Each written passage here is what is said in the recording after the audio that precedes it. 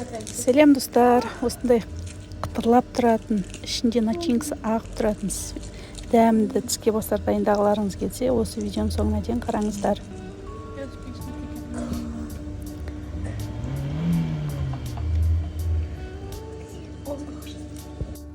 Ол үшін бізге екі-ақ нәрсе керек: лаваш және сыр. Лавашты көріп отырғандарыңыздай 4 бөлікке бірінші қақ ортасынан бөліп,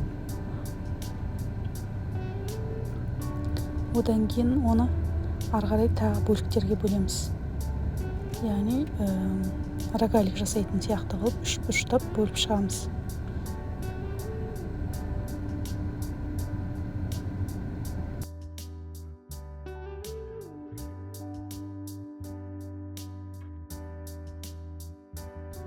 Осылай жартысын тағы да бөлеміз. Жаңа айтып өткендей 3 бұрыштап бөлеміз.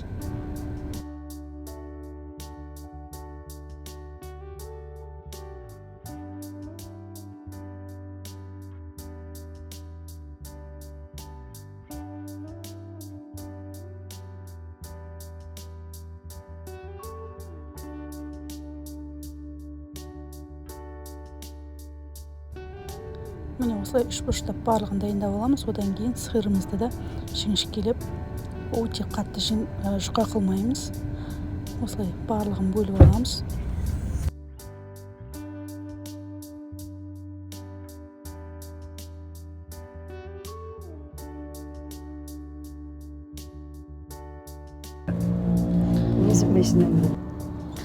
Осылай 3 бұрыш жағына сырды салып ораймыз.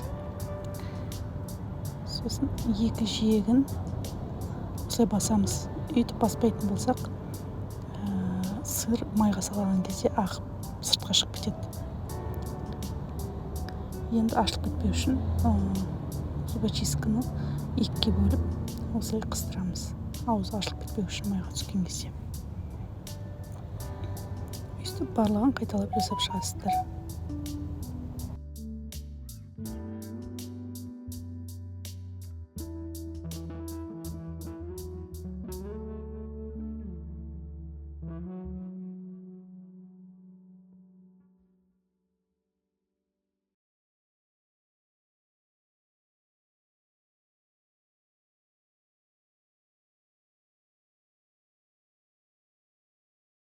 Осылай дайындап болғаннан кейін қызып тұрған майға саламыз. Менде май енді жаңа бір партия пісіріп алғасын, кішкене ұны түсіп күйіңкіреп кеткен. Осылай таза майға 1-2 минутқа сыртын қызартып аламыз, яғни ішіндегі сыры жібуі үшін.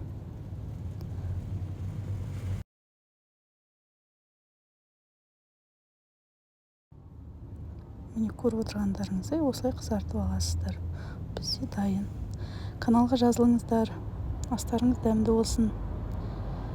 Жасап көріңіздер, өте дәмді, әрі оңай, жылдам дайын болады.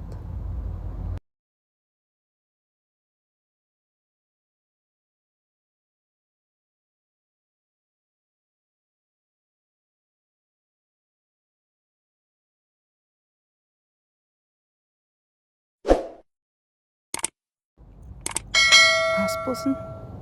Каналға жазылуды ұмытпаңыздар.